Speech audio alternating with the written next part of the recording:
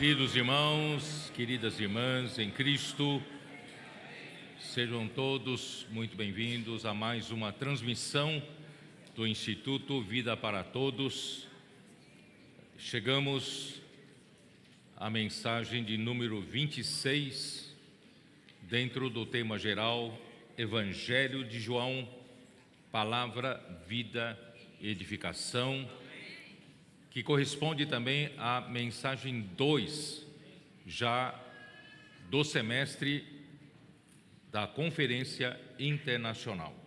O título da mensagem 26 é O Homem Natural Não Aceita as Coisas de Deus.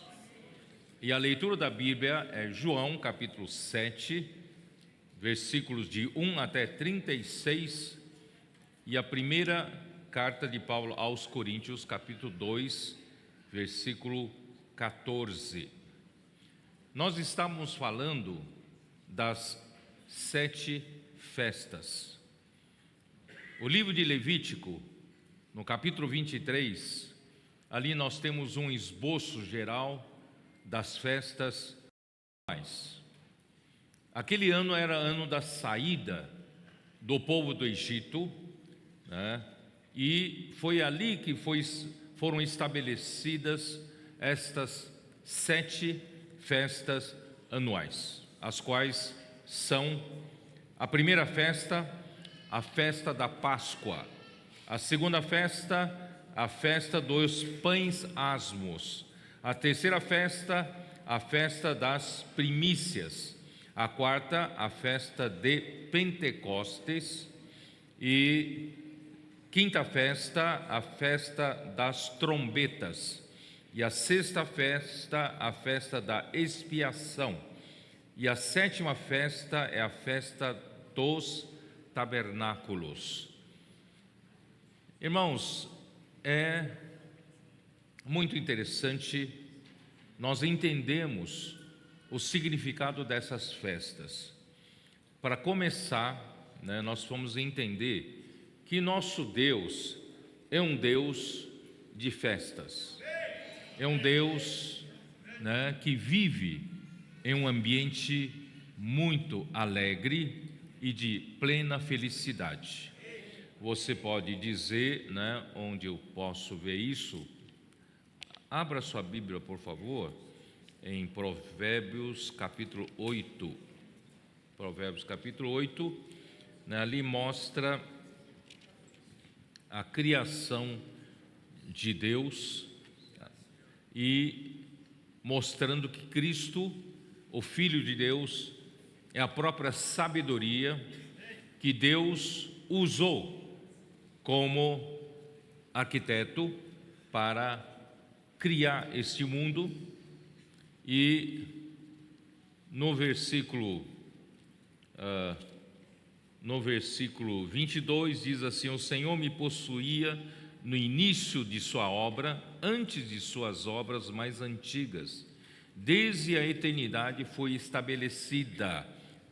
Estamos falando a respeito de a sabedoria, Desde o princípio, antes do começo da terra, antes de haver abismos, eu nasci, e antes ainda de haver fontes carregadas de águas. Quer dizer, antes de qualquer criação, o Filho de Deus, como a sabedoria, já estava. Ele estava no princípio com Deus, conforme o Evangelho de João, capítulo 1, versículo 1.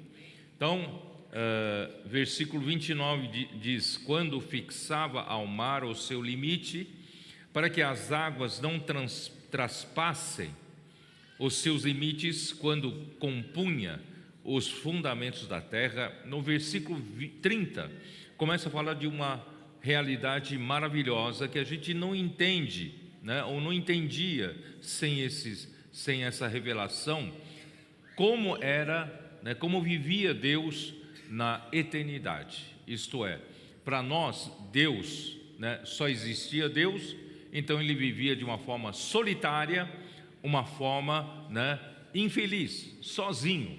Mas não, graças a Deus, nosso Deus é triuno. E ele, o Pai e o Filho viviam de uma maneira muito alegre, né? Aqui diz aqui no versículo 30, então eu estava com ele e era seu arquiteto. Eu aqui, o filho, né? Que a própria sabedoria era seu arquiteto. Dia após dia eu era as suas delícias, folgando perante ele em todo o tempo. Se você usar a versão da versão King James atualizada, ele vai dizer para você que o filho era o quê? Era o prazer do pai. Dia após dia, eu era o seu prazer.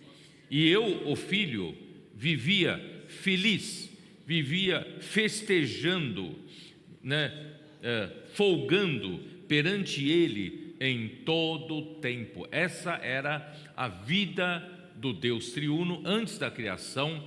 Vivia feliz, Deus vivia feliz a todo tempo, né? O pai com o filho. E versículo 31, regozijando-me no mundo habitável e achando as minhas delícias com os filhos dos homens. O que quer dizer isso? O versículo 31 entra um novo elemento para participar da festa divina.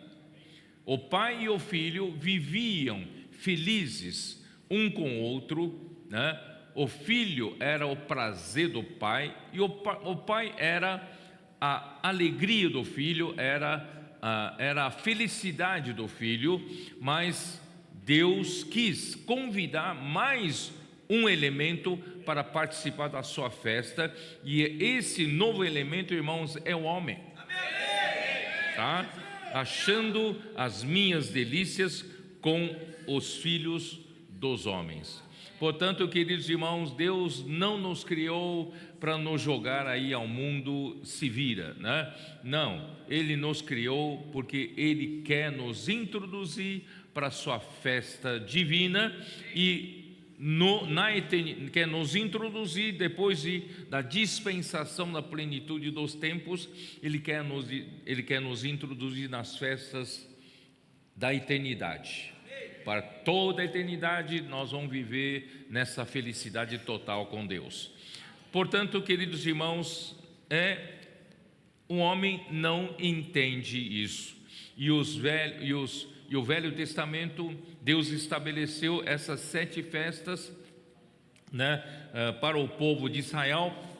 E essas festas não fariam nenhum sentido se não houvesse a realidade, não é verdade? Né?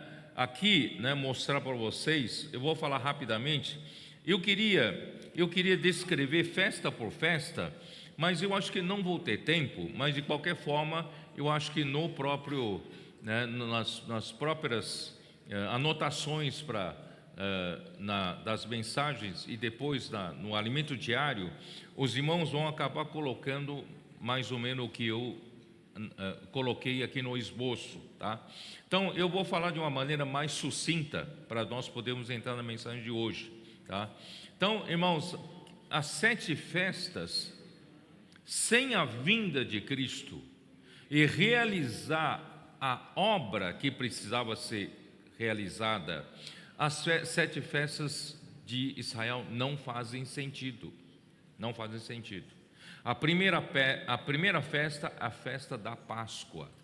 A Páscoa significa o quê? Significa que Cristo é o Cordeiro Pascal que morreu por nós para realizar a nossa eterna redenção e nos resgatou para Deus, nos resgatou do mundo, quando aquele anjo exterminador foi de casa em casa no Egito matar os primogênitos, e através da morte do Cordeiro e através do sangue que foi, né, passado nos umbrais das portas e também na verga da porta, o anjo exterminador não matou os primogênitos dos judeus, de Israel. Por quê? Porque alguém morreu em seu lugar. Então esse é o significado da Páscoa. E não só isso, eles tinham que colocar sangue para que cordeiro substitua a morte dos primogênitos, mas eles comeriam a carne do cordeiro para ter força para viajar e peregrinar pelo deserto. Então, a partir do dia seguinte começaria então a festa dos pães asmos. E os pães asmos significa também Cristo, né?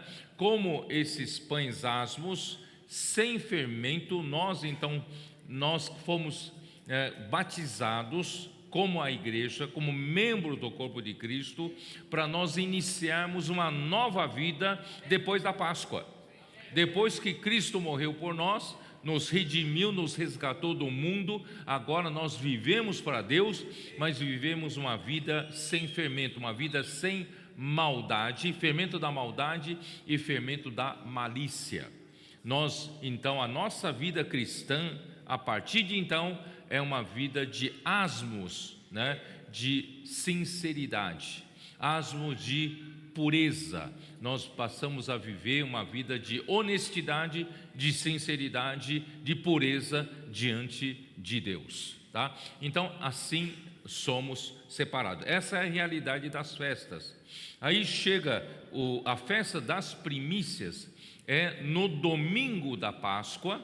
A festa das primícias é o domingo da Páscoa, representa que Cristo morreu por nós, né? No dia 14, como aquele cordeiro pascal, mas no cedo de madrugada de domingo, no primeiro dia da semana, ele ressuscitou. Ele então se tornou, né, as primícias, né, sendo apresentada primeiramente para Deus o Pai, né? Então ele é as primícias, por isso que o sacerdote então pegaria as primícias e faria uma oferta movida. O que é oferta movida? Uma coisa morta não se move, né? Uma oferta movida significa que Cristo ressuscitou, tá? Oferta movida. Então você vê que todas as festas sem Cristo não há nenhum sentido de ser. Então, né? E depois na festa de Pentecostes são 50 dias, né, contados a partir da festa das primícias, do domingo da Páscoa, e contam-se 7 sábados, que são 49 dias, e mais um que seria o domingo. Então são 7 sábados, mais um domingo, 50 dias, por isso o nome Pentecostes, tá? E ali no dia do Pentecostes, vocês sabem, em Atos capítulo 2, o que aconteceu? Deus mandou a promessa, a chamada promessa do Pai. O Espírito Santo foi derramado sobre aqueles 120 galileus que creram no Senhor Jesus, discípulos do Senhor. Eles receberam o derramamento do Espírito ali, oficialmente, né, a igreja foi gerada. Eles receberam o batismo do Espírito Santo, batizando cada um deles para serem membros do corpo de Cristo. Por isso, queridos irmãos, nós, quando cremos em Jesus, nós não fomos arrolados para uma religião. Nós não fomos arrolados para sermos membros de uma instituição religiosa, humana, não. Nós fomos batizados para sermos membros vivos do corpo de Cristo, tá? Por isso, irmãos, como membro do corpo de Cristo, nós devemos funcionar. Nós devemos, né, cada um, executar a sua função para juntos edificarmos a casa do Senhor, que é a sua igreja, que é o corpo de Cristo. Então, o dia de Pentecostes, né, foi gerada a igreja. A partir de então, né, vocês se lembram que Jesus, em Mateus 28, versículo 18, 19 e 20, ele disse, depois da ressurreição, apareceu aos discípulos e os recomendou, né? Eu vou ler, vai, senão, Mateus 28, versículo 18, já depois da ressurreição, Jesus, aproximando-se, falou-lhes, dizendo: toda a autoridade me foi dada no céu e na terra. Eu já ressuscitei, né? Eu já morri, Deus Pai me ressuscitou, né? E me entregou toda a autoridade sobre os céus e a terra. Aí então essa autoridade Deus então deu para a igreja que foi gerada, tá?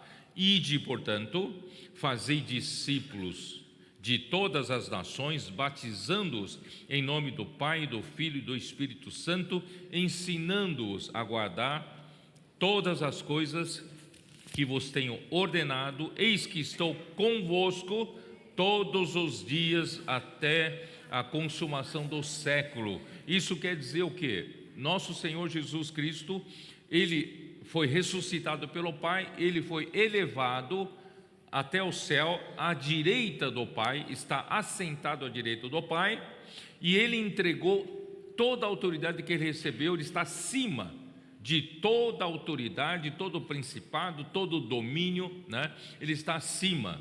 Então Ele entregou essa autoridade para a igreja que foi gerada. E nós recebemos essa autoridade, é para quê?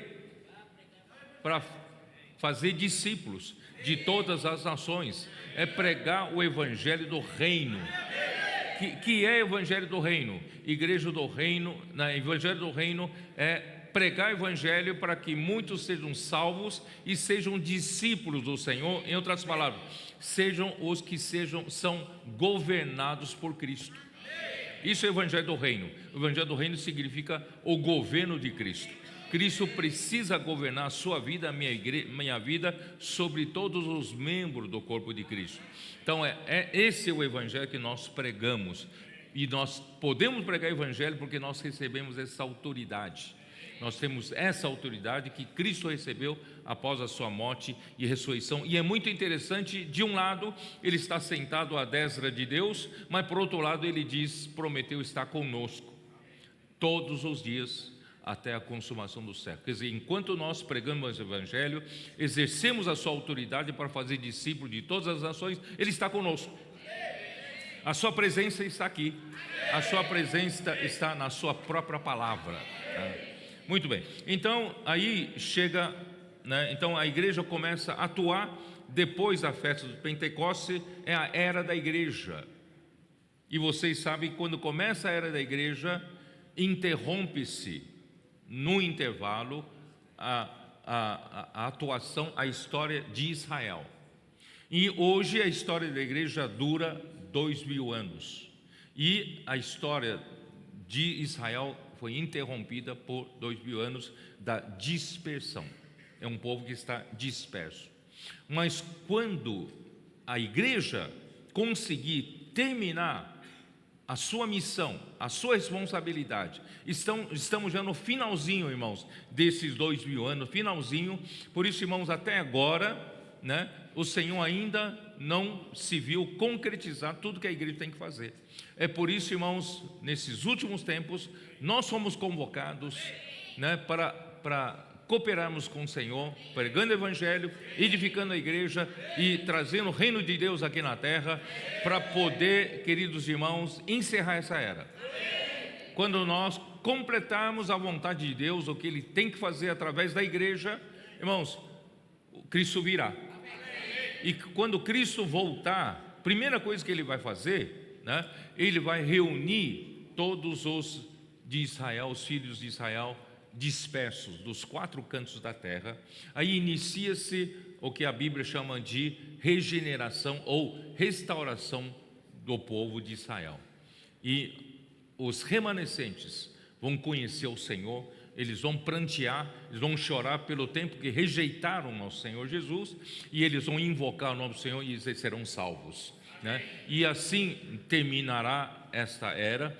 Só que para isso há a festa das trombetas. A festa das trombetas é justamente quando Cristo voltar. Ele vai se tocar as trombetas para convocar o povo de Israel para juntar no mesmo lugar. Então, e a festa da expiação, o dia da expiação, é o arrependimento. Eles serão chamados, se arrependerão, e a Bíblia fala, os remanescentes serão salvos. Aí chega no final a festa dos tabernáculos. A festa dos tabernáculos é a última festa. Quer dizer, Tudo já foi feito e tudo será colhido, né, como colheita para Deus. A festa dos tabernáculos representa o milênio, os 1000 anos. Os vencedores da igreja que cooperarem com o Senhor hoje reinarão com Cristo durante 1000 anos. Isso está em Apocalipse capítulo 4, versículo 6. Você pode ver lá, capítulo 20, versículo 6. Então, nós vemos, irmãos, que essas festas, 7 festas, só fazem sentido se Cristo vier realizar a obra de Deus, não é isso? E do contrário, irmãos, não há nenhuma realidade. Vocês entenderam?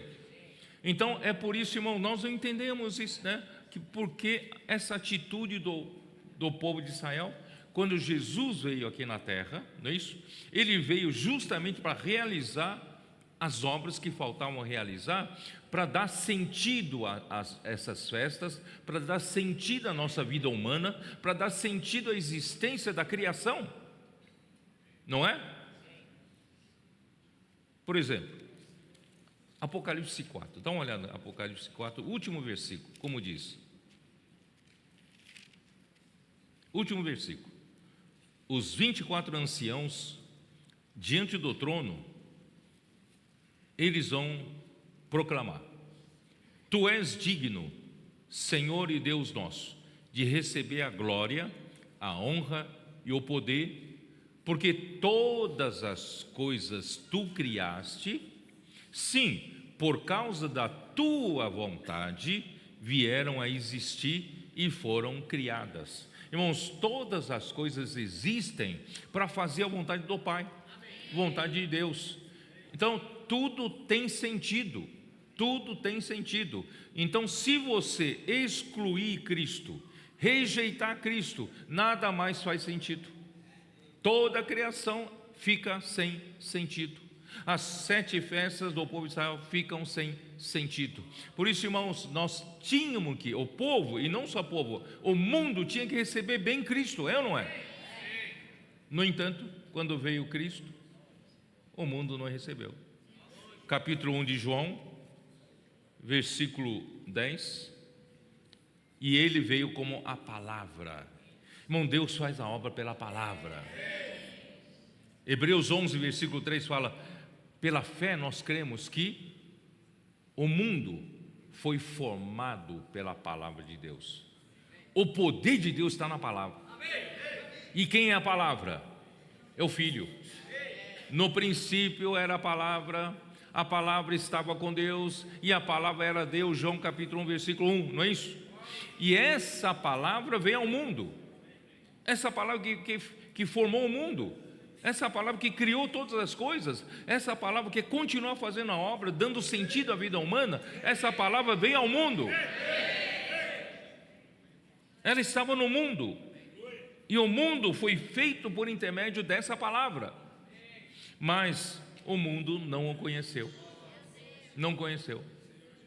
E o versículo 11: ele veio para o que era seu. Quem era seu aqui? O povo de Israel. Porque o povo de Israel era a nação santa, era o reino de Israel, o reino de Deus aqui na terra. Então ele veio para o que era seu, e os seus não o receberam. Vocês entenderam que, né, o mundo, né, os homens deveriam receber de braços abertos? Deus mandou seu próprio Filho como uma palavra que criou esse universo, vai continuar fazendo um trabalho por meio dessa palavra, se a igreja cresce, ou se o homem cresce. Mas o homem rejeitou. Rejeitou. Por que o homem rejeitou? É o título da mensagem: o homem natural não aceita as coisas de Deus. O homem natural não entende, não consegue entender, tá? Aí então, durante todo o transcorrer desses capítulos, porque hoje nós vamos entrar no capítulo 7 do Evangelho de João, até o capítulo 6, né, os líderes judeus não entenderam porque Jesus estava ali. Eles entenderam Jesus como o quê? Como um rival. Estava ganhando a atenção do povo, e o povo estava passando a ouvi-lo, e eles perderiam o seu poder, né? Eles estavam no topo da estrutura do poder do povo judeu, né? E eles então descobriram a falha, aparente falha de Jesus, quando Jesus curou aquele paralítico que jazia num leito havia 38 anos. Vocês se lembram? Junto ao tanque de Betesda, na porta das ovelhas. E ali estava um homem que jazia havia 38 anos, enfermo, e ele não conseguia a cura. A religião não conseguia curá-lo. Quando o anjo descia e movesse aquele tanque, as águas do tanque, o primeiro que pulasse seria curado. Mas ele, sendo um paralítico, e não tem hora marcada, certo? Quando o anjo desce, e quando se move, não tem ninguém para ajudá-lo. E ele ficou ali esperando 38 anos. Aí Jesus passou ali e disse: homem, você quer ser curado? Falou: eu quero, mas não tem ninguém para me ajudar.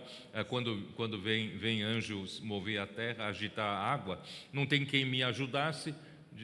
Aí Jesus falou assim: levanta-te, toma o teu leito e anda.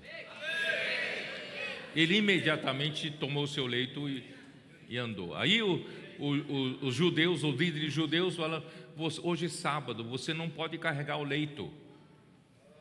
Mas, eu fui curado, o homem me disse: toma o teu leito e anda. Não, mas hoje é sábado. Aí souberam que era Jesus, e Jesus curou no sábado.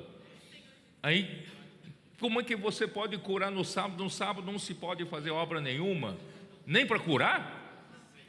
Ó Senhor Jesus, olha como o homem é, né? O homem cabeçudo, né? Então, e ainda eles condenaram a Jesus, porque Jesus se fazia como Deus, o seu Pai, fazendo-se igual a Deus. Então, a partir de então, eles passaram a procurar matar Jesus. Então, irmãos, o homem não entende, tá? E nós falamos no capítulo 6 de João, ali havia, né, aí um segundo grupo de pessoas que estavam ali já sendo influenciados, né, pelas palavras de Jesus, queriam segui-lo, tá? Mas eles queriam segui-lo, os homens são interesseiros. Infelizmente, o homem, irmãos, depois da queda é egoísta, só pensa em si.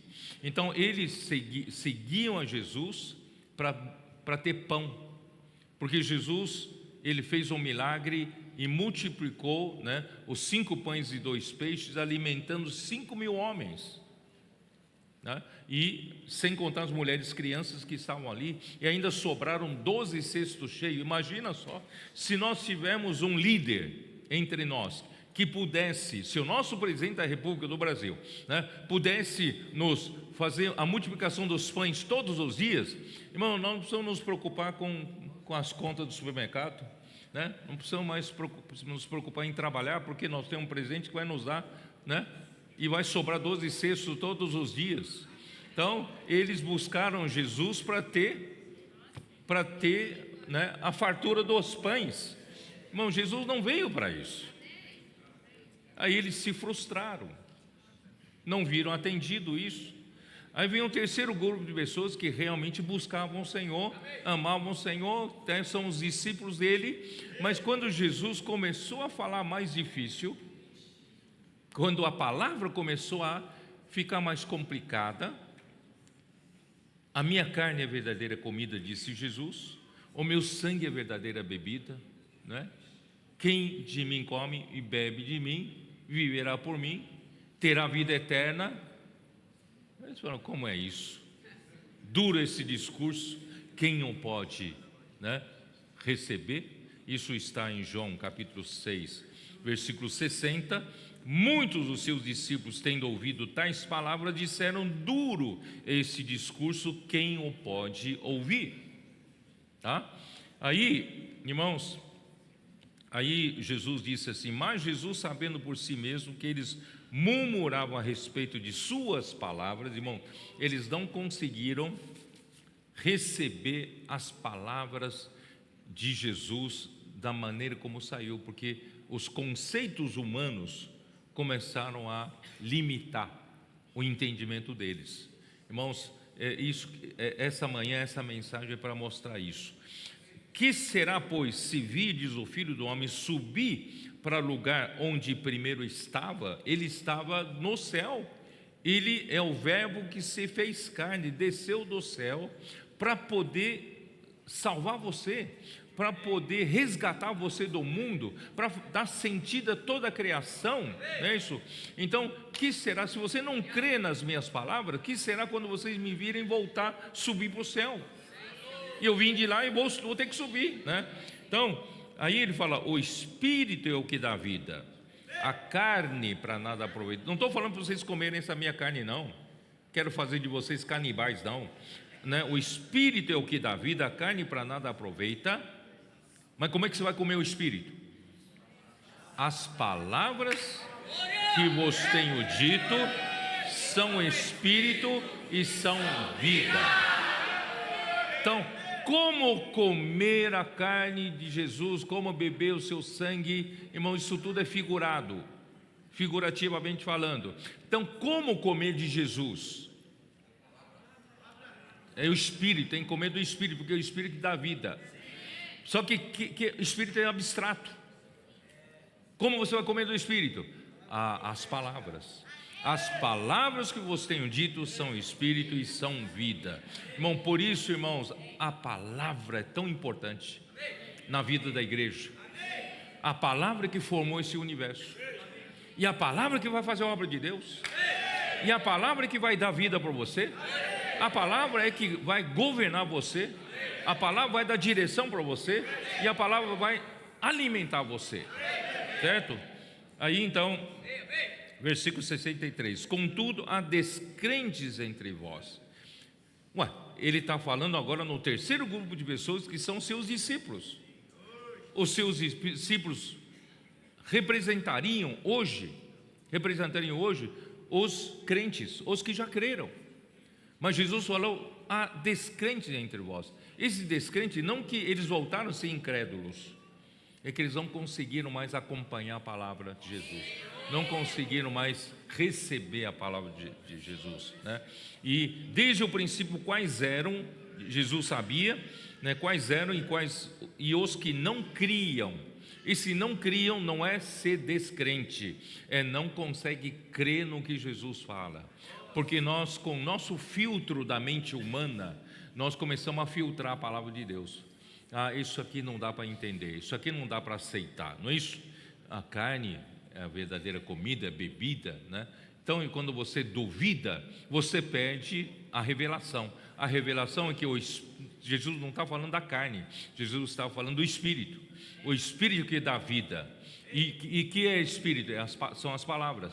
As palavras que vos tenho dito são Espírito e são vida. Então, se você crê, você vai entender. Se você não crê, você já rejeita. Então, você não crê. E pior ainda, quem crê, não abandona, fica no barco, aí começa a virar um traidor. Ele fica, né, Jesus sabia quem o havia de trair, tá? E prosseguindo, por causa disso, ele disse, é que vos tenho dito, ninguém poderá vir a mim, se pelo Pai não lhe for concedido. Por isso, irmãos, nós estamos trabalhando hoje na igreja de Filadélfia. Eu creio, irmãos, quem permanecer até o final, serão esses que o Pai entregou para o Filho, e o Filho vai dizer, eu não perdi nenhum. Tomara que você faça parte disso. E eu quero fazer parte disso, tá? Aí versículo 66. À vista disso, muitos dos seus discípulos o abandonaram e já não andavam com ele. Infelizmente, o próprio Jesus tinha todo o poder de Deus. Irmãos, os homens não entendem, o abandonam, tá? E imaginem nós, certo? Como, né? Então perguntou Jesus aos 12: vocês também querem me abandonar? Quereis também vós outros retirar-vos? Quer dizer, que coisa, né? Sobraram só 12. Só 12. Vocês também querem Querem retirar-vos? Respondeu-lhe Simão Pedro: Senhor, para quem iremos? Tu tens as palavras da vida eterna. Irmãos, são as palavras, né? As palavras do Senhor fazem a obra. Tu tens as palavras da vida eterna. Irmão, a vida eterna nos introduz para outra dimensão, a dimensão da eternidade. Não queira, irmãos, permanecer só nessa dimensão visível. É pobre demais. Essa dimensão é limitada demais. Irmão, quantos homens ficam vivendo limitado por essa dimensão do tempo e espaço? Ele só acredita no que vê, né? Dizem sobre Santo Tomé, né?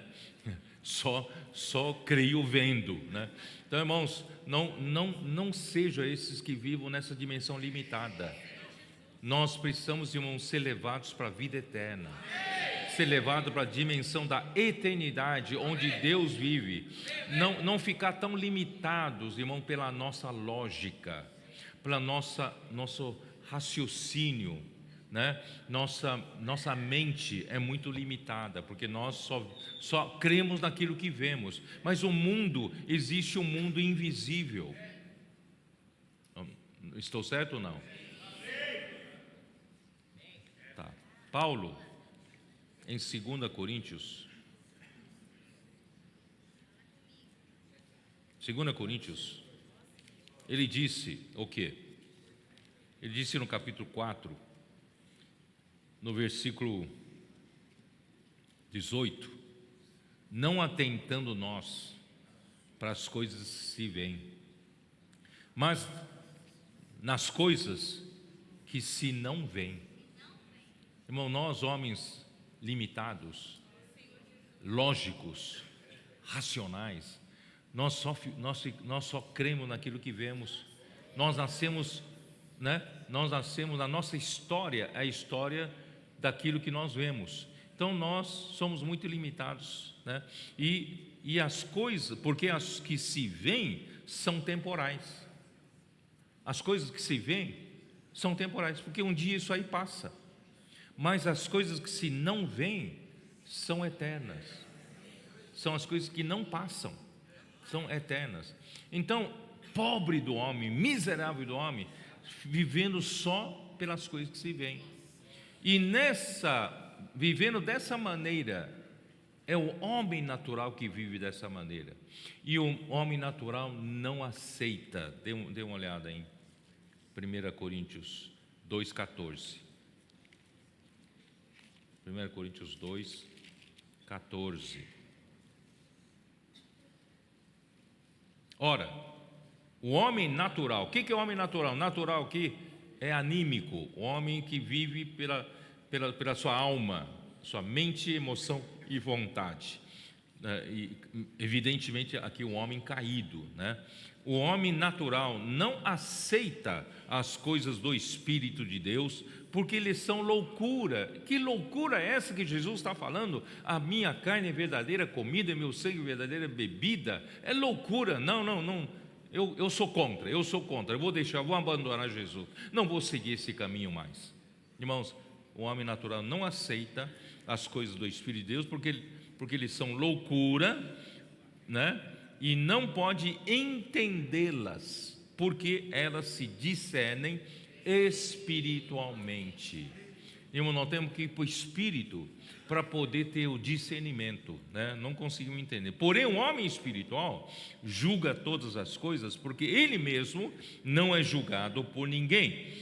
Pois quem conheceu a mente do Senhor que eu possa instruir? Nós, porém, temos a mente de Cristo. Por isso, irmão, nós precisamos, né, viver na esfera espiritual.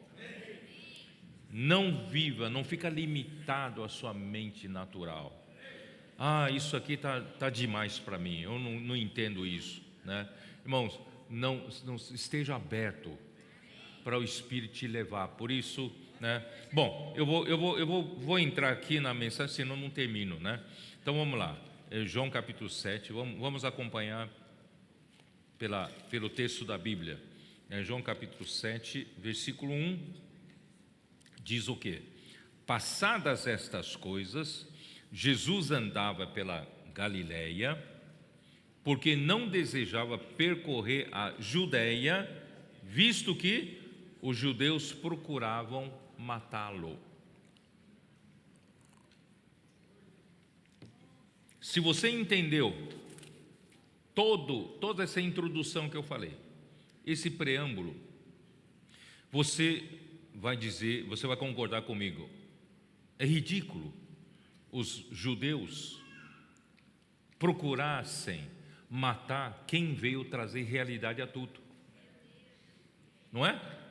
É tolice querer matar alguém que veio justamente salvar o mundo, veio justamente trazer sentido para esse mundo. E Deus deseja nos levar, né, através da obra de Cristo, nos levar para a eternidade, para a vida eterna. Mas os líderes dos judeus, que deveriam ser os que liderassem a aceitar de braços abertos Jesus, eles foram os primeiros a reagirem contra, procuravam matar. Então Jesus ficou na Galileia, não indo para a Judeia para fazer as obras de Deus, por causa dessa, né, essa tentativa de matar Jesus. Aí, né,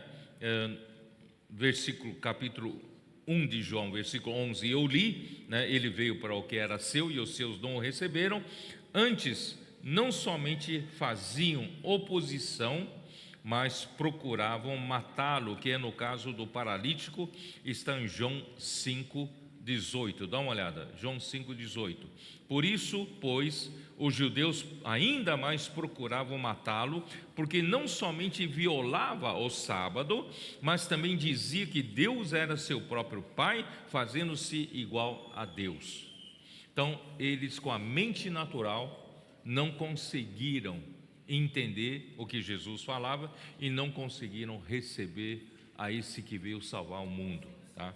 E então isso limitou as ações. Jesus então teve que ficar na Galileia. Voltando lá para capítulo 7, capítulo 7, versículo 2. Ora, a festa dos judeus, chamada de festa dos tabernáculos, estava próxima. A festa dos tabernáculos, lembra-se que a última festa do ano, no mês sétimo, né? A última festa do ano, que representa um milênio. Para chegar na festa dos tabernáculos, Cristo teria que realizar toda a obra aqui na terra, tá? E então, versículo 3: dirigiram-se, pois, a ele os seus irmãos e lhe disseram: deixa esse lugar, vai para a Judeia, para que também os teus discípulos vejam as obras que fazes. Olha, esse é o conceito do homem natural. Se você quer ter alguma grande realização, né, Jesus, os seus irmãos vou continuar lendo. Porque ninguém há que procure ser conhecido em público e contudo realize os seus feitos em oculto. Quer dizer, realizar as suas obras na Galileia, Jesus, você está fazendo em oculto. Você precisa divulgar, né, lugares onde pode te dar a melhor visibilidade. Vai para a Judeia, né, vai para a capital. Não fica aqui na vilarejo aqui da Galileia, né? Então, esse é o conceito natural. Se fazes estas coisas, manifesta-te ao mundo, não que os seus irmãos se preocupassem para Jesus, né, realmente se manifestasse, não. Versículo 5 deixa claro: pois nem mesmo os seus irmãos criam nele.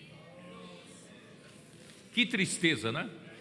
Nem os seus irmãos da carne criam em Jesus, que Jesus era o Messias, Jesus era o Cristo, que veio justamente dar sentido a tudo, né? Dar vida para o mundo.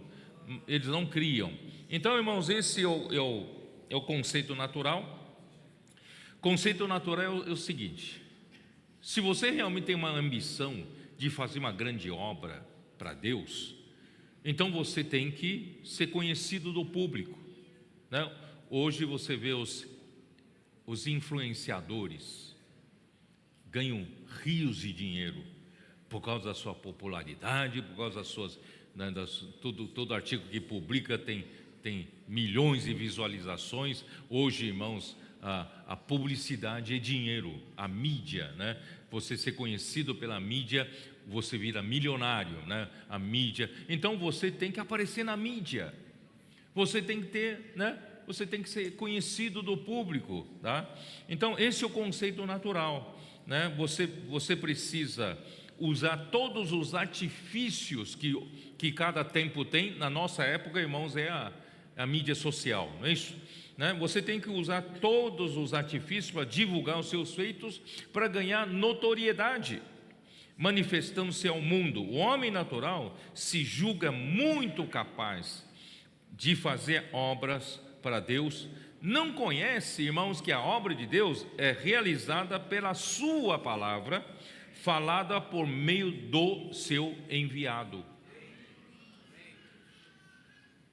Não é com artifício da mídia, não é com artifício de buscar notoriedade e fama pelos meios humanos, mas é pela palavra de Deus falada pelo seu enviado, é que a obra de Deus se realiza. Não é pelo método natural, sabe? Então, o mundo, aí versículo 7 diz assim: não pode o mundo odiar-vos. Não, peraí, eu já pulei aqui, né? Versículo 6: Disse-lhes, pois, Jesus: o meu tempo ainda não chegou, mas o vosso sempre está presente. Disse aos seus irmãos, né? Subi, é isso, né? Peraí, 7, né? Não pode, não, peraí, é isso, né? Não pode o mundo odiar-vos, mas a mim me odeia, porque eu dou testemunho a seu respeito de que as suas obras são más. Irmãos, o mundo, as obras do mundo são más, não somente porque as obras do mundo são pecado, né? São coisas pecaminosas, mas quando, né, é que o mundo faz as coisas pela vida natural do homem, não segundo a palavra de Deus, não está sujeito à vontade de Deus. Vocês entenderam? Uma obra má não necessariamente seja uma obra ruim, no sentido de obra pecaminosa, obra, né, feia, suja. Não. Quando você não segue a direção do Espírito, que o mundo vive assim, o que pode surgir das suas obras, né? A sua obra só pode ser má. Vocês entenderam o conceito de obra má? Então, o homem natural não está sujeito à vontade de Deus. Por isso, irmãos, Jesus teve que falar para o Nicodemos, aquele que no padrão humano, Nicodemos era alguém que estava no topo de quem vive na esfera da limitação do homem natural. Nicodemos era um mestre. Nicodemos tinha muito respeito do povo. Nicodemos era um homem culto. Nicodemos era um homem que conhecia as Escrituras. Nicodemos era um homem maduro, era um homem experiente, ajudava muitas pessoas. Quer dizer, Nicodemos, no nosso mundo visível das coisas que se veem, ele já estava no topo, não estava? Estava no topo. Quer dizer, se você busca, se a sua carreira que você deseja tanto é chegar no Nicodemo, Nicodemo já chegou, né? Só que ele olhou para Jesus, ele devia ter aproximadamente 60 anos, já homem maduro, mas Jesus tinha metade da idade dele. Quando Jesus saiu para o ministério, tinha 30 anos de idade. Aí Nicodemos falou: eu que busquei a vida inteira chegar nesse ponto, mas eu não consigo fazer coisa que você faz, Jesus. Você só pode vir da parte de Deus. Tem alguma coisa que você tem que eu não tenho. Como é que é isso? Jesus falou: Só tem um jeito, você tem que romper essa barreira. A barreira de quê? A barreira da vida natural, do homem natural. O que é a barreira do homem natural? Irmãos, o homem natural, ele só vive pelo que vê. Ele é lógico. Ele vive no mundo lógico. Ele vive no mundo racional. Estou certo ou não? Estou falando dos homens, né? Do lado bom. Do lado bom. Então, irmãos, infelizmente, nesses 20 séculos da história da igreja, praticamente, irmãos, a grande maioria, 19 séculos ou mais, até os próprios cristãos, até os líderes cristãos, irmãos, não digo todos, mas a grande maioria ainda servia a Deus nessa esfera humana, nessa esfera terrena. Irmãos, procurando, se esforçaram com a sua capacidade, busca de conhecimento, busca de experiências, né? E tentaram servir o Senhor da maneira possível. Por isso, irmãos, até hoje a igreja não está edificada ainda, a vontade do Senhor não está feita. Cristo ainda não encabeça a própria igreja. Como que vai encabeçar todas as outras coisas? Irmãos, a realidade ainda não está aqui entre nós. Por isso, irmãos, o Senhor precisa de alguns que não sejam limitados, irmãos, por esse mundo lógico. Nós temos que romper essa barreira do homem natural. O homem natural não consegue romper essa barreira. Aí Jesus falou: importa-te nascer de novo. O que é nascer de novo? No original grego, nascer de novo ali é nascer do alto. Você precisa romper essa barreira. Essa barreira natural te limita. Como é que você vai fazer as coisas que eu faço? Você tem que ir para outro lado. Você tem que ir lá para o alto. Você tem que ir lá para o céu, né? Sair do que é visível, entrar na esfera, no mundo, no universo do invisível. O que é o universo invisível? O universo onde Deus está, o universo da eternidade, o universo espiritual, o universo celestial. Mas como é que eu consigo entrar nesse universo celestial? Então você precisa ir para o reino dos céus, reino de Deus, né? Aí você precisa nascer de novo, você precisa nascer do alto.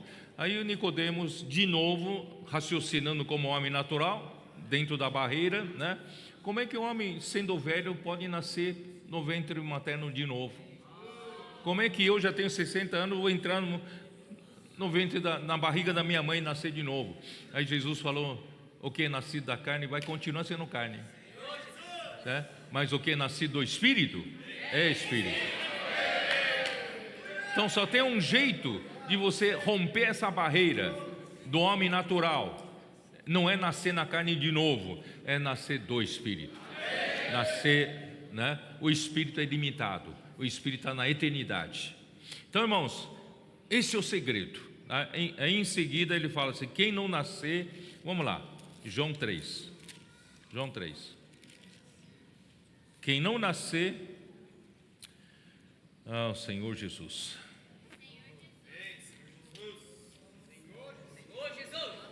Versículo 5: respondeu Jesus: em verdade te digo, quem não nascer da água e do Espírito não pode entrar no reino de Deus. Como é que eu vou romper essa barreira do homem natural? Irmão, precisa nascer nascer do outro reino. Esse outro reino é o reino de Deus. No reino de Deus, irmão, não tem essa limitação mais, essa barreira, né, de coisas limitadas. Nós podemos ir para a eternidade, tá? Então, irmãos, então tem que nascer de novo, né? Versículo 7: não te admires de eu te dizer, importa-vos nascer de novo, nascer do alto. Aí então Jesus fala uma coisa, né? O vento sopra onde quer, ouves a sua voz, mas não sabes de onde vem, nem para onde vai. Assim é todo o que é nascido do Espírito. Irmãos, homem natural é lógico. Ele sabe, aconteceu determinada situação, ele já tem na sua lógica como resolver. É ou não é? 1 mais 1 é 2. 2 mais 2, 4. Você sabe resolver? Não sabe? Daqui a pouco, terminada a reunião, depois do almoço, eu tenho que voltar para a instância de novo. Eu tenho que calcular o tempo que preciso instalar, o carro que vou usar, não é isso? Rodovia, vai estar com trânsito intenso ou não está? Eu sei calcular, não é isso? Para chegar a tal hora lá. Então esse é o mundo lógico. Esse é o mundo lógico. Mas, irmãos, servir a Deus, nós não podemos depender do mundo lógico. Nós precisamos depender do Espírito. O Espírito quer fazer obras muito superiores ao que o homem pode fazer. A obra de Deus, só Deus pode fazer. Milagres, coisas sobrenaturais, prodígios, sinais. Irmãos, só Deus pode fazer. Então, se você continua usando a vida natural, do homem natural, para fazer a obra de Deus, você não vai fazer essas coisas não. Você vai continuar fazendo o feijão com arroz, o tradicional, o racional, não é isso? O que no 19 século muitos líderes cristãos fizeram. Irmão, Deus precisa de homens que cooperem com Ele, dê liberdade para o Espírito fazer. Se Deus fizer alguma coisa fora da sua lógica, você acompanharia? Logo então surgem os que abandonam o Senhor. Eu não consigo mais seguir essa palavra profética não. Não está demais. Esse negócio de imersão, negócio de grito de guerra dos adolescentes, pré-adolescentes, uma loucura. Isso aí não dá para seguir mais não. Não, eu vou pular fora. Irmãos, esse é um homem natural. O Espírito não tem liberdade. O Espírito sopra onde quer. Você não sabe de onde vem, você não sabe para onde vai. Se você soubesse de onde vem, para onde vai, você sabe que está dentro da lógica, dentro da física clássica, né? Mas, irmãos, o Espírito não segue a física clássica. O Espírito segue o Espírito. O Espírito segue Deus. Por isso, irmãos, a palavra profética não segue a lógica humana. A palavra profética segue o Espírito e faz obras sobrenaturais. Irmão, essa mensagem visa a tirar você do seu mundo lógico, principalmente no tocante a servir a Deus. E a sua vida também pode ser uma vida ilógica. Segue o Espírito. Ó Senhor Jesus.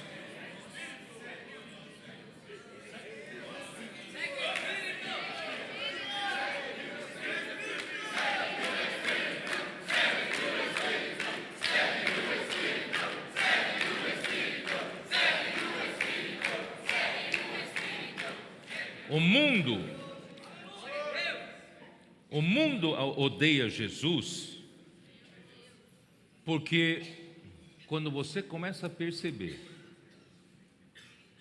em seguir o Espírito e não seguir a sua mente natural, as suas obras religiosas do passado, você vai ver que essas obras fazem a vontade de Deus.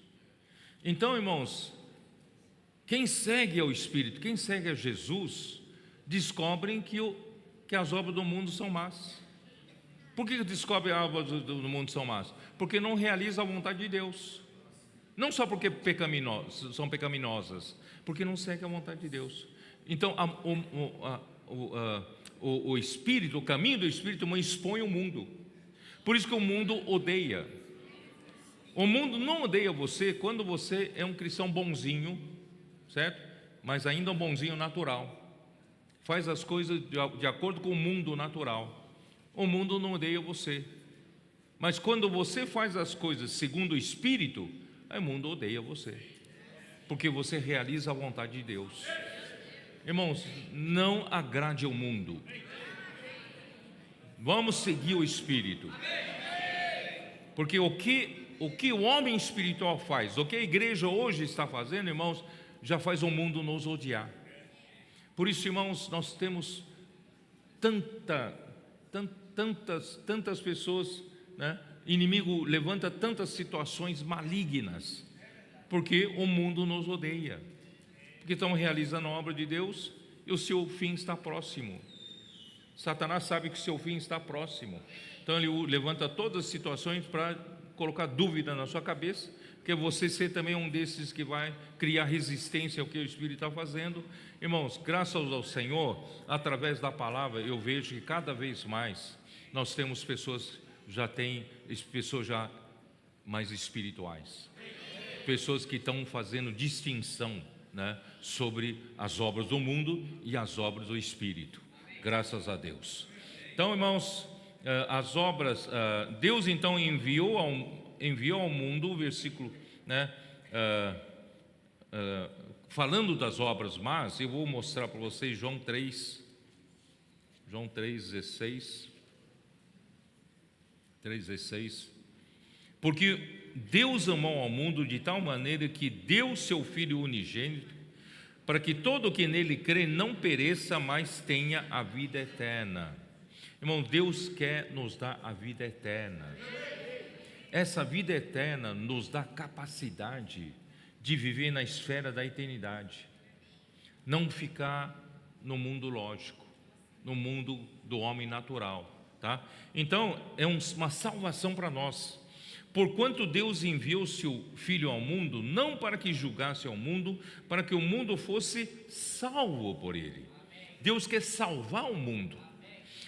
Quem nele crê não é julgado, o que não crê já está julgado, porquanto não crê no nome do unigênito Filho de Deus. Quem não crê no Filho de Deus, no unigênito Filho de Deus, irmãos, não será salvo, pelo contrário, já está julgado. E o julgamento é esse. Qual é o julgamento? É que a luz veio ao mundo e os homens amaram mais as trevas do que a luz, porque as suas obras eram más. A palavra de Deus traz luz, e alguns não conseguem seguir a luz. É demais para mim, seguir dessa forma é loucura para mim. Então eu já defini, eu não vou seguir. Aí quando, né? Então quando vem a luz, eu fujo. Sabe, às vezes você não entende porque essa pessoa que sempre, né, procurou você, né, para ajuda, tal, e de repente um dia deixa de procurar você. E de repente ele cai nas palavras negativas. Por quê? Porque ele, né, a influência da morte já entrou e ele quer fugir da luz, né? Ele quer fugir da luz, porque ele sabe que a luz vai expor que as suas obras eram más, né? Não sei se vocês me entenderam, né, isso. Aí, por isso, versículo 21. Bom, então essa é a diferença entre as obras más e as obras feitas em Deus. Para Deus é muito grave não crer em seu Filho enviado para salvar o mundo. Irmãos, tudo isso que também está acontecendo, essa palavra que o Senhor está revelando para nós, mas essa palavra não é nossa, não é do homem, essa palavra é de Deus. Então quando você não crê, irmãos, é muito grave. A gente precisa crer, porque essa palavra veio salvar o mundo, tá? Então, os próprios irmãos de Jesus estavam debaixo do governo desse mundo, conformados ao mundo, governado por Satanás. Por isso, o mundo não os odeia. O mundo não odiava os irmãos da carne de Jesus, mas odiava Jesus, né? O mundo odeia quem não é do mundo. Você é do mundo? Mas o que é não ser do mundo? João 15, vamos lá, João 15. Não adianta você falar, eu não sou do mundo, não só isso, né? Versículo 18. Versículo 16. Isto vos mando, que vos ameis uns aos outros. Se o mundo vos odeia, sabei que primeiro do que vós outros me odiou a mim. Se vós fosseis do mundo, o mundo amaria o que era seu. Como todavia não sois do mundo, pelo contrário, dele vos escolhi, por isso o mundo vos odeia. Lembrai-vos da palavra que eu vos disse: não é o servo maior do que seu senhor. Se me perseguiram a mim, também perseguirão a vós outros. Se guardaram a minha palavra, também guardarão, né, a vossa, tá? Por isso, irmãos, tudo isso, porém, vos farão por causa do meu nome, porquanto não conhecem aquele que me enviou. Irmãos, por que o mundo odeia, né? O mundo faz com que o mundo não conhece a Deus que envia Jesus. Quer dizer, o mundo odeia o enviado de Deus para fazer a obra de Deus, tá? Se eu não viera, nem lhes houvera falado, pecado não teriam, mas agora não tem desculpa do seu pecado. Quem me odeia, odeia também a meu Pai. Se eu não tivesse feito entre eles tais obras, quais nenhum outro fez, e uma obra de Deus nenhum homem faz, pecado não teriam, mas agora não somente têm eles visto, mas também odiado tanto a mim como a meu Pai. Quer dizer, sabe, é inegável o que o Espírito está fazendo entre nós. Se você negar tudo isso, irmãos, você na verdade está negando o próprio Deus que está fazendo essas obras. Irmãos, isso é muito, muito, muito sério, tá? Aí então, vou falar um pouco do tempo, né? Jesus falou: meu tempo ainda não chegou, versículo, voltando lá para João 7, né? Senhor Jesus, né? Versículo 6 diz assim: o meu tempo ainda não chegou, mas o vosso sempre está presente, né? Aí no versículo 8: subi vós outros à festa, eu por enquanto não subo, porque o meu tempo ainda não está cumprido, tá? Disse-lhe Jesus essas coisas e continuou na Galileia. Irmãos, o tempo, né, o homem natural é governado pela sua própria mente, pelo seu próprio raciocínio, pela sua própria lógica. Olha, se eu quero fazer a minha obra aparecer, eu tenho que ir para Jerusalém. Mas Jesus não era governado pela lógica, Jesus era governado por Deus. O tempo de Jesus não tinha chegado porque Deus não tinha ordenado. Irmão, nosso tempo não é nosso, nosso tempo é de Jesus, é de Deus. Então muitas vezes, irmãos, parece que, puxa, agora é tempo, tem que fazer. Se Deus não te der a luz verde, certo? Você é governado por Deus. Deixa Deus determinar qual é o seu tempo, né? Quando chegou o tempo, Jesus foi, né? Então não quer dizer que Jesus não vai, mas quando o tempo se cumpriu, Jesus também foi, né? Então, por isso, irmão, o tempo de todo aquele que é nascido do Espírito não é decidido pelo homem, mas decidido por Deus, tá? Aí no versículo 10 até 11: mas depois que seus irmãos subiram para a festa, então subiu ele também, não publicamente, mas em oculto. Ora, os judeus o procuravam na festa e perguntavam: onde estará ele? E havia grande murmuração a respeito dele, a seu respeito, entre as multidões. Uns diziam: ele é bom, e outros: não, antes engana o povo. Entretanto, ninguém falava dele abertamente por ter medo dos judeus. Irmãos, a descrição no capítulo 7, a primeira parte, é para mostrar esse homem, irmãos. Olha só a vaidade de homem que vive nessa esfera lógica, né? Ficam cheios de questionamentos: ele é bom, ele é de Deus, ele não é de Deus. Irmão, essa discussão não interessa. A gente tem que conhecer o quê? Ir na outra esfera, né? Conhecer o que Deus realmente quer, né? Com o enviado dele através da esfera espiritual, tá? Aí versículo 14: corria já em meio à festa, e Jesus subiu ao templo e ensinava. Então os judeus se maravilhavam e diziam: como sabe este letras sem ter estudado? tudo é questionamento, né?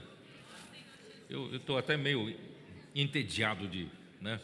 Irmãos, homem natural é complicado, né?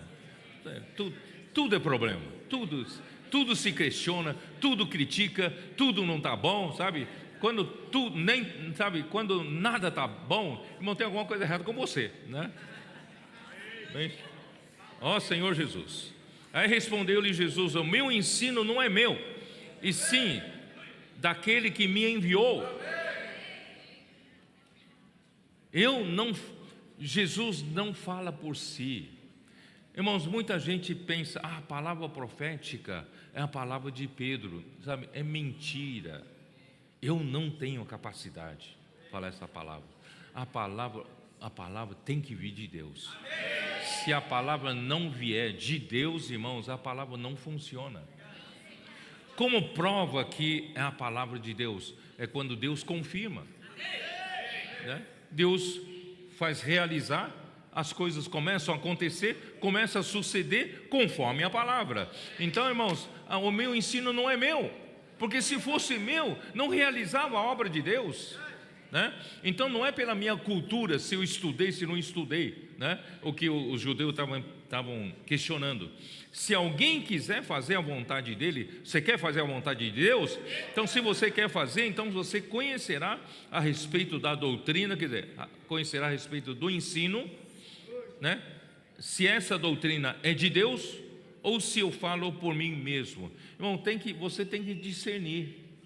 O enviado de Deus está falando por ele mesmo ou está falando a palavra de Deus?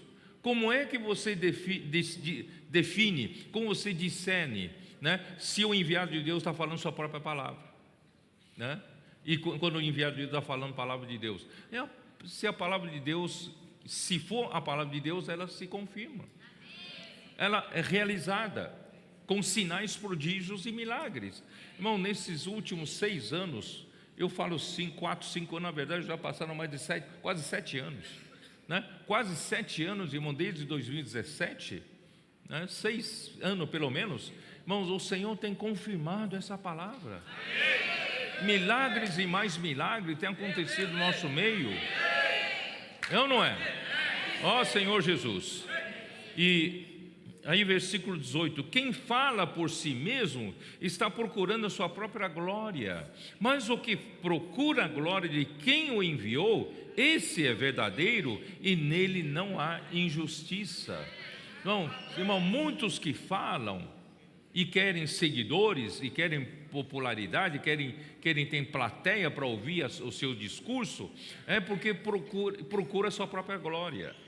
Quem procura a sua própria glória, irmãos, ele não é verdadeiro. E quem é verdadeiro é aquele que procura a glória daquele que o enviou, não é? Esse é verdadeiro e nele não há injustiça. Não vos deu Moisés a lei, contudo ninguém dentre vós a observa. Vocês parecem ser tão legalistas, me condenam, querem me matar porque violei o sábado, certo? E vocês não observam a lei, vocês não guardam a lei. Por que vocês não condenam vocês mesmos, né? Por que procurais matar-me? Respondeu a multidão: tens demônio? Quem é que procura matar-te? Né? Replicou-lhe Jesus: um só feito eu realizei e todos vós admirais. Ainda negam que querem matar Jesus. Eles procuraram matar Jesus, agora negam que querem matar Jesus. Aí Jesus: tá bom, então vou citar só um feito. Qual foi o feito? Eu curei um paralítico e vocês procuram matar-me. Olha, versículo 22: pelo motivo de que Moisés vos deu a circuncisão, se bem que ela não vem dele, mas dos patriarcas, no sábado circuncidais um homem. No sábado vocês podem circuncidar um homem, né? Porque chegou no 8º dia e todo nascido de Israel tem que ser circuncidado ao 8º dia. Mas se o 8º dia cair no sábado, o que vocês fazem? Vocês têm que circuncidar. E vocês não são presos por causa disso. Vocês não violam o sábado por causa disso. E eu curei um paralítico no sábado, eu violo o sábado? E se o homem pode ser circuncidado em dia de sábado, para que a lei de Moisés não seja violada, porque vos indignais contra mim, pelo fato de eu ter curado num sábado ao todo um homem? Não julgueis segundo a aparência, e sim pela reta justiça. O que é julgar pela aparência? Irmãos, é julgar pelo seu mundo lógico, seu mundo racional. O homem cria suas leis, embora a lei veio de Deus, mas o homem, no seu conceito, faz a sua religião da sua lei. Aí condena uns e não condena o outro, né? Então, irmãos, isso é horrível. Nós não devemos andar pela aparência. O que é andar pela aparência? Andar pelo que vê. Não, Deus, ele não vê a aparência, ele vê o coração. Ele vê a realidade do coração. Ele não olha pelo mundo lógico. Vocês entenderam? Irmão, nós precisamos mudar nosso conceito também, né? Então vou ler aqui. Deuteronômio 18, 18 e 19. O profeta que Deus prometeu a Israel, por meio de Moisés, não falará de si mesmo, antes falará tudo que Deus lhe ordenar, em cuja boca porá suas palavras. De todo aquele que não ouvir as palavras de Deus, que ele falar em nome de Deus, disso pedirá contas. Irmãos, o profeta de Deus, não confunda o enviado de Deus, ou o profeta de Deus, ou o canal que Deus escolher. Ele não tem liberdade de falar suas próprias palavras. Tem pessoas que falam, quando nós falamos da palavra profética, irmão, está se referindo à minha palavra. Não, a palavra profética é de Deus. Então, se você não aceita a palavra profética que é de Deus, você não está aceitando Deus. Não é um homem, você não está recusando o homem, está recusando o próprio Deus, tá? Então, a obra de Deus, irmãos, João capítulo 6, versículo 29, diz assim: respondeu-lhe Jesus: a obra de Deus é esta, que creiais naquele que por ele foi enviado. Irmãos, é crer, né? Crer no Senhor Jesus. E João 14, versículo 10, dê uma olhada. 14, versículo 10. Como diz?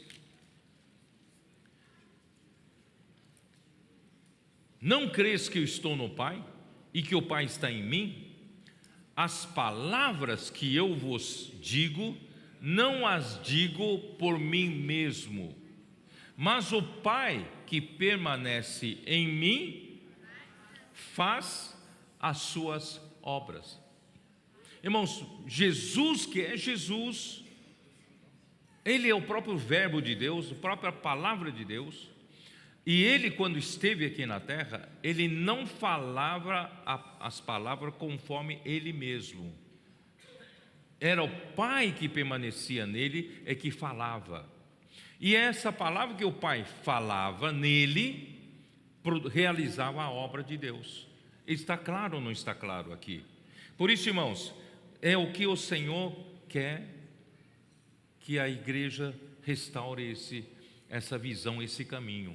Irmãos, só assim nós vamos trazer o Senhor de volta. Se nós estivermos confusos a isso, por isso que o inimigo quer confundir, cheio de ataques, perseguições, mentiras, irmão, quer confundir a sua cabeça. Irmãos, é a palavra de Deus é que faz a obra de Deus, tá? Ó Senhor Jesus, por isso nós não devemos andar pelas coisas que se veem, mas pelas coisas que se não veem. Vamos lá, vamos voltar lá para João 7 para eu poder terminar, né? Ó Senhor Jesus, já sempre assim, estou sempre longe de terminar. Vamos lá. Ó Senhor Jesus, vamos lá, onde estou?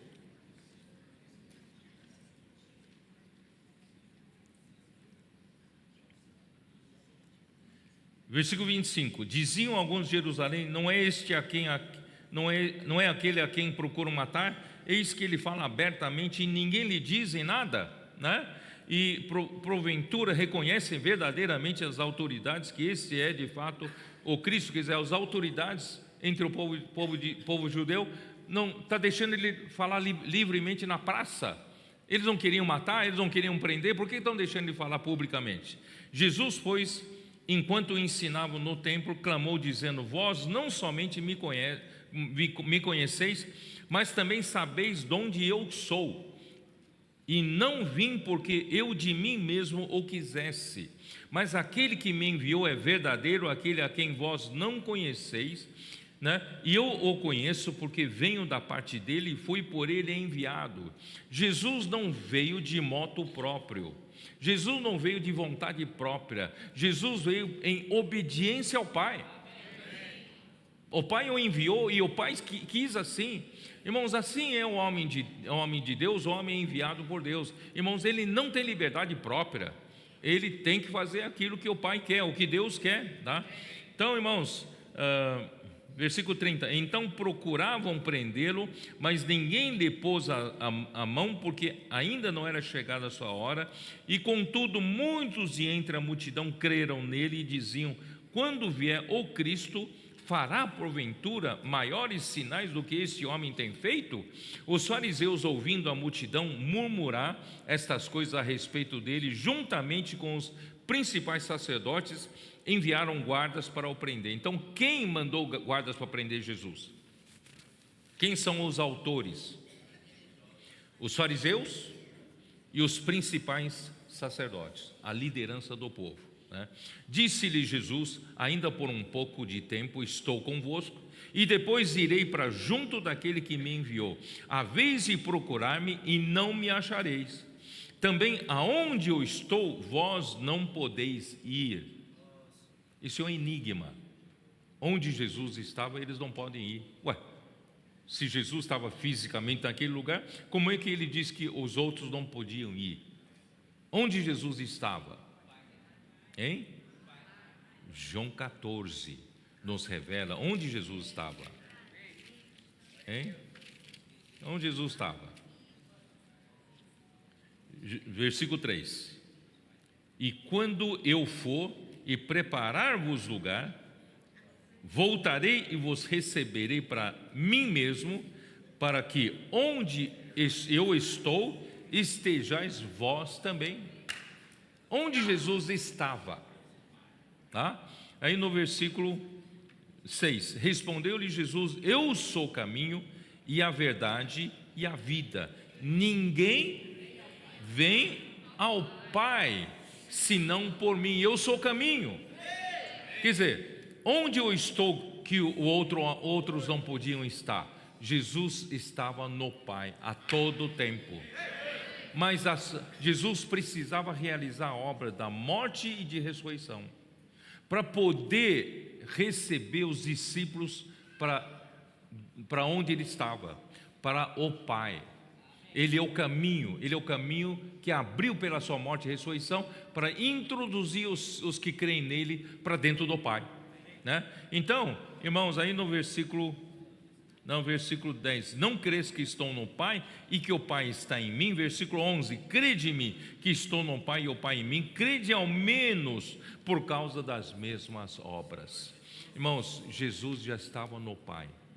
A sua morte e ressurreição então introduziu os que creem nele também no Pai. Eu e você, irmão, hoje estamos no Pai. Estamos em Deus, tá? Então vamos terminar rapidamente a leitura de João 7.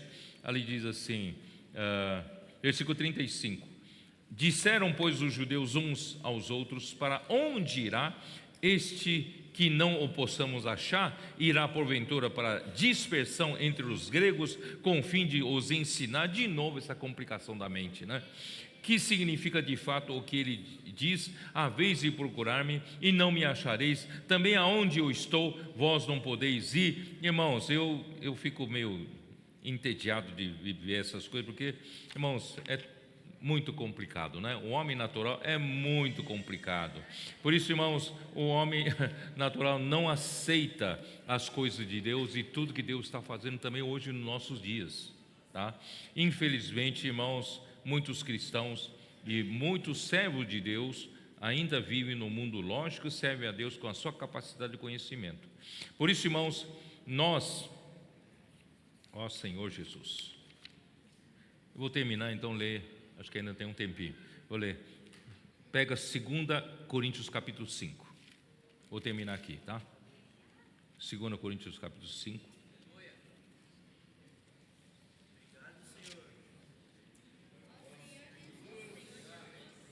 nós nascemos, a nossa criação não é terrena, não sei se vocês sabem.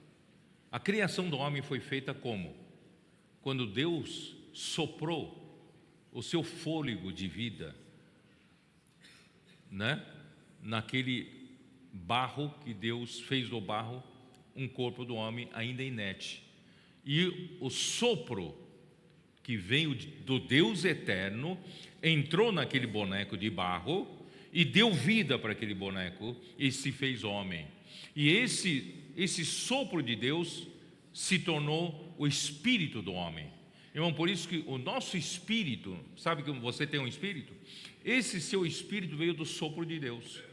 O seu espírito, irmão, não foi criado do mundo terreno. O seu espírito foi criado do mundo eterno.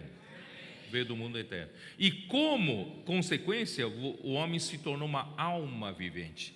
Então a nossa alma também é eterna, não morre. Nós temos o espírito e a alma. Aí, irmãos, só que nós todos nascemos no corpo. E o corpo foi dado, esse corpo aqui, ó. Esse corpo aqui foi dado, irmãos, para a gente poder viver aqui na terra. Sem corpo não dá para viver aqui na terra. Nós não podemos ser espírito solto por aí, não é isso?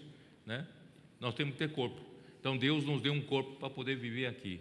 Só que nós somos formados, nós temos espírito, nós temos a alma que não pertence a esse mundo limitado, mas estamos limitados dentro do corpo.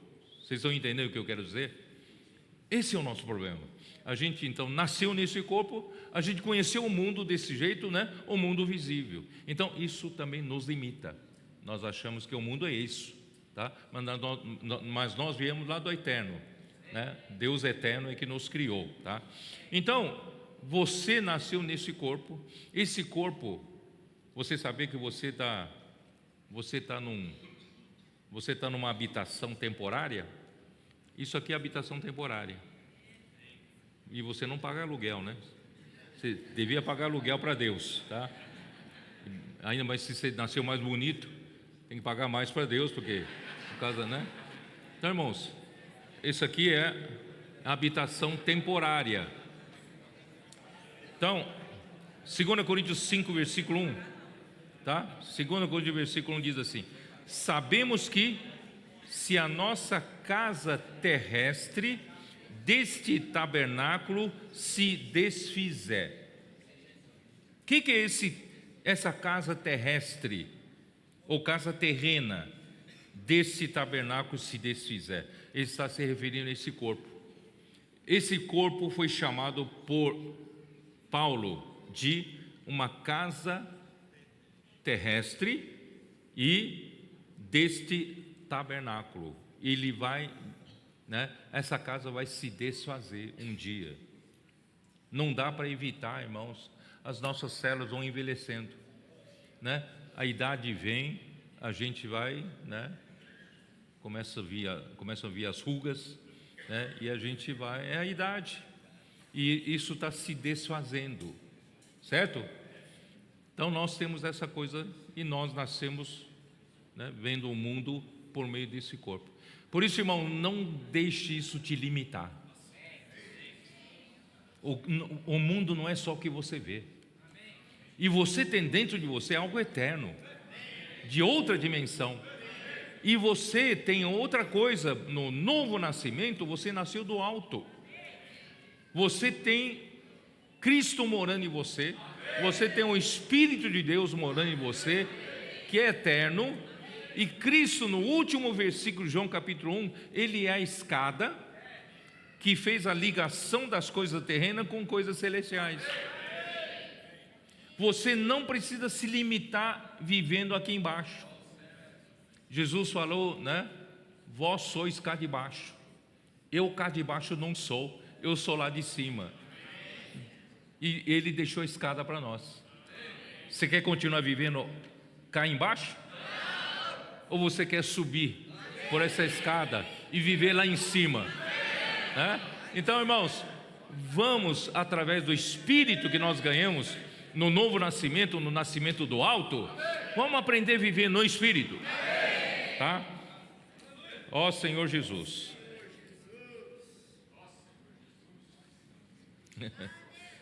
Quando se desfizer, temos da parte de Deus um edifício, a casa não feita por mãos, uma casa eterna nos céus.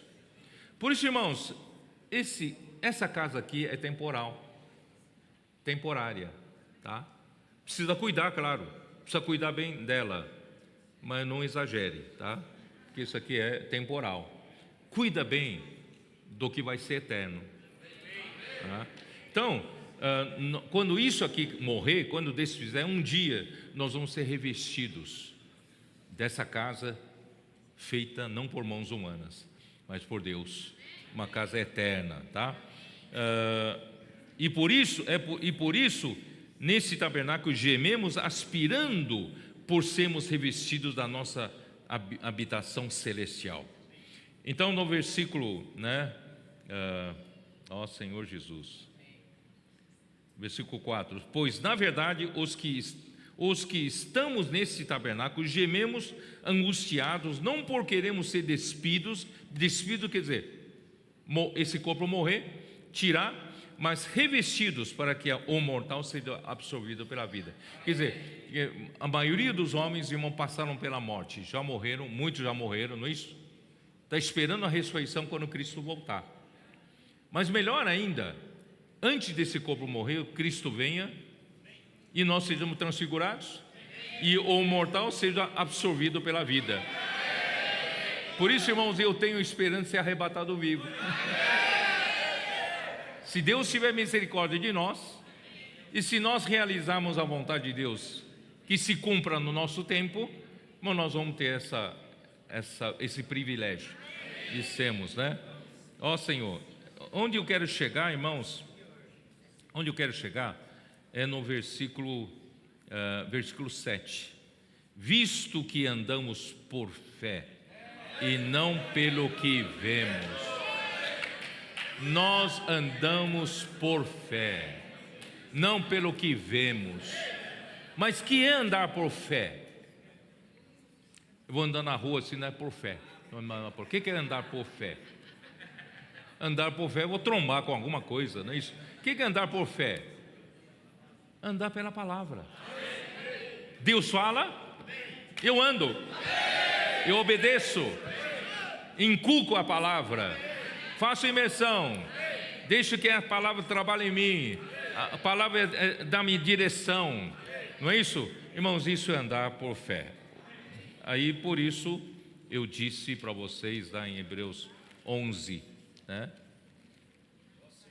Senhor Jesus, vou terminar aqui, tá? 11. Talvez na conferência de jovens eu explique um pouco melhor 11, versículo 1. Hoje falei um pouquinho, dei um pouco de como é que é? Spoiler, Dei um pouco de spoiler para os irmãos que estavam na sala de oração, Ora, a fé, é a certeza das coisas que se esperam, a convicção dos fatos que se não vê. Olha a importância da fé, porque a fé na palavra de Deus te leva para outra esfera, Aí no versículo 3, pela fé entendemos que foi o universo formado pela palavra de Deus, de maneira que o visível veio a existir das coisas que não aparecem. Então a realidade está nas coisas que não se veem, não visíveis, porque o visível veio das coisas invisíveis. Deus está nas coisas invisíveis e Deus criou as coisas visíveis. E só que você, quando se deu conta por meio desse corpo, você nasceu, você cresceu pelo visível. Você não sabe que atrás do visível está o invisível. Então você vive pela lógica, até serve ao Senhor pela lógica, Então homem natural é assim, mas nós não podemos ser homem natural, homens naturais. Nós devemos ser além de Nicodemos, vamos viver, como Jesus disse, como aquele que é nascido do Espírito. O vento sopra para onde quer, você não sabe de onde vem, não sabe para onde vai. Assim deve ser todo aquele que é nascido do Espírito. Por isso nós vivemos por fé, não vivemos pelo que vemos. Ponto final. Essa é a mensagem que eu queria passar para vocês.